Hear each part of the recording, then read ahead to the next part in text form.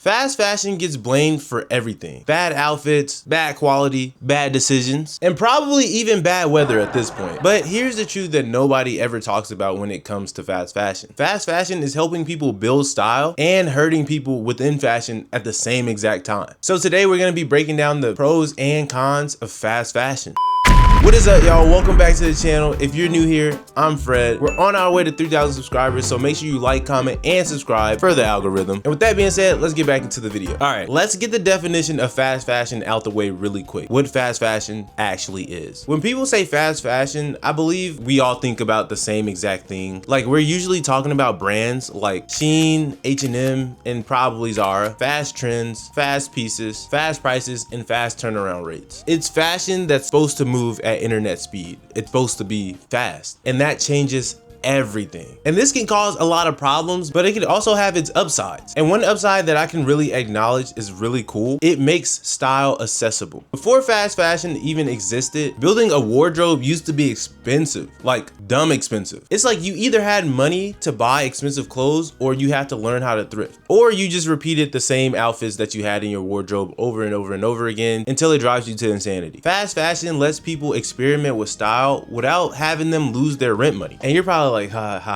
nah, but it's for real. Like, for people still figuring out their style, still trying to find their swag, still trying to find what they're into, this really matters. Fashion confidence usually starts with experimenting. And if people can't find cheap clothes to experiment with, like thrifting or like, I don't know, a little shop on side the road, buying expensive clothes would be the dumbest move ever. Like, oh, these shoes look cool. I buy a $600 pair of shoes, then I never ever wear them. That's dumb. And fashion experimentation requires affordable options. So that's why I think thrifting is like the best thing to ever do to find your personal style. And fast fashion kind of does the same exact thing. And to kind of piggyback off that, I kind of want to go into the second pro, which is it helps people discover their style faster. Like I was saying before with experimentation, style is trial and error. Nobody ever wakes up just knowing their style or aesthetic. And when it comes to fast fashion, it's almost like it lets you try. It pushes you to buy those baggy jeans or you to try that minimal outfit on. It gives you the confidence to try streetwear, to experiment with layering, to know if you like vintage inspired looks without committing to long term. Think of fast fashion like training wheels for personal style. That's literally the best way to explain it. Wow. You don't stay there forever, but it helps you get moving. And I kind of want to talk about this a little bit too, because we'll see someone like following trends and stuff like that. And granted, we don't know these people and we just automatically assume like, oh, you're just following trends just to follow the trends. You suck at fashion. And it's like, no, they could just be trying to find what works for them. Even if it's been a year of them just trying trends out, it could always be the possibility that they're still just trying to find their style. These things take time, and we kinda, as the fashion community, have to understand that. Now, if it's been 4 years and you're still on every trend, bro, you just have no swag. Like, I'm sorry. The next pro I want to talk about is it keeps fashion from feeling exclusive. Now, there used to be a time where fashion trends used to just stay inside. And what I mean by inside, like inside of fashion runways, celebrity spaces, or designer circles. They were basically gatekeeping. But now regular people can participate. Like, think about it. Think about your favorite celebrity, your favorite basketball player, your favorite rapper. Any piece they have on, I'm 100%,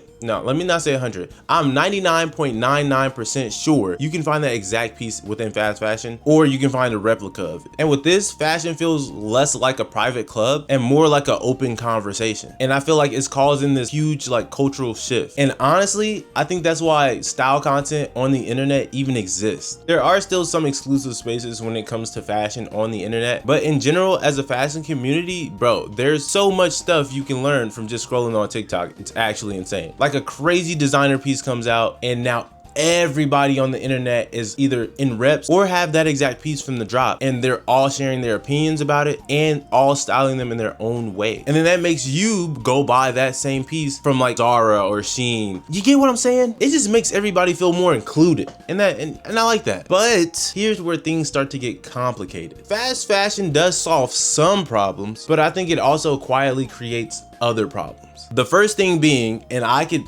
oh my God, I can say this with my whole heart. The quality in fast fashion is not built to last. Fast fashion pieces aren't usually designed for years of wear. They're typically designed for like a season or a trend cycle, or even sometimes just a few washes. And bro, trust me, I know. And I'm not gonna lie, I don't feel like this automatically makes it bad, but it does change how you should shop for them. When I really started like finding my style, I was buying shirts from Shein, bro. I'm talking about 100% polyester. Bro, it was terrible. It was really bad. I would wash my shirt one time and I would get those like little things. I don't know what you call them. Y'all know what I'm saying. I'll put it on screen. God dang, I can't focus. And that happened to majority of the shirts that I bought from Shein. I don't know how the quality is now because I don't think I would ever buy a shirt from Shein again. But then I just got curious and bought pants, and the pants were just fine. It was nothing bad about the pants. And that was leading me to say this. If you treat fast fashion pieces as like investment clothing, you're gonna be really disappointed. Like when you're buying a fast fashion item, you shouldn't ever think like, oh, is this gonna last for 10 years? Cause no, it's not, bro. I'm telling you right now that it's not. It's meant to be temporary, not permanent. The second con is it encourages trend chasing instead of style building. Fast fashion makes it super easy to buy what's trending. Since it's so easy to buy what's trending, like you kind of just do it subconsciously, like to the point where it's replacing your learning. Like you're supposed to be learning what fits you or what represents you, what actually matches your lifestyle. Because if I'm following Chad over here and he's wearing like dope layers and like coats all the time and he lives in Colorado, that's fine. But if I'm copying him and I live in Texas, that doesn't make any sense. Instead of building my own wardrobe, I would essentially be building a highlight reel of TikTok outfits, bro. You know how insane that is? The third con that I want to talk about is it changes how people value clothing. When my shirt costs less than a Little Caesars pizza, it just automatically starts feeling disposable to me. And when clothes start feeling disposable, people stop thinking about the fitment, the fabrics used for it, the construction of the piece, and any thought of longevity is out the window. Fashion becomes something like the algorithm, something you just immediately just keep scrolling and scrolling and scrolling past, instead of something you build. And that affects how people develop their style over time. Because if I spam Chad with a bunch of polyester t-shirts, he's gonna expect all t-shirts to be like this, and he's only gonna know polyester.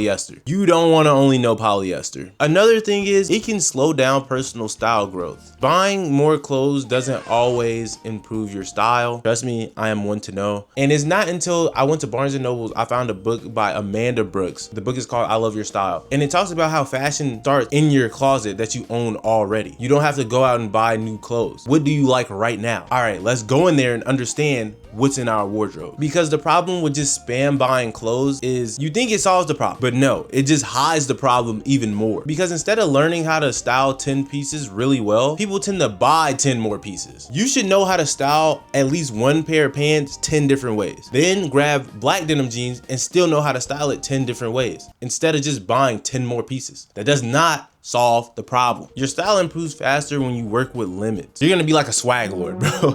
I'm telling you. So we talked about the pros and cons of fast fashion. Now let's do the honest truth of fast fashion. Fast fashion isn't the villain people paint it out to be, but it's definitely not the solution that people think it is either. Fast fashion is a tool. If you use it to experiment, it helps. If you use it to chase trends, it can slow you down. The difference isn't the brand of fast fashion. It's how you navigate and strategize fast fashion. The goal isn't to avoid fast fashion completely. The goal is to use it on purpose instead of accidentally. Because real fashion isn't about how fast your clothes can arrive. It's about how well they represent you when you wear it. But with that, you have made it to the end. This was a really fun one for me, I'm not gonna lie. I appreciate you guys for staying this far on our way to 3,000 subscribers. So make sure you like, comment, and subscribe for the algorithm. And with that being said, it's been your boy Fred, and we out. Don't be buying shirts from Shein, bro, I'm telling you.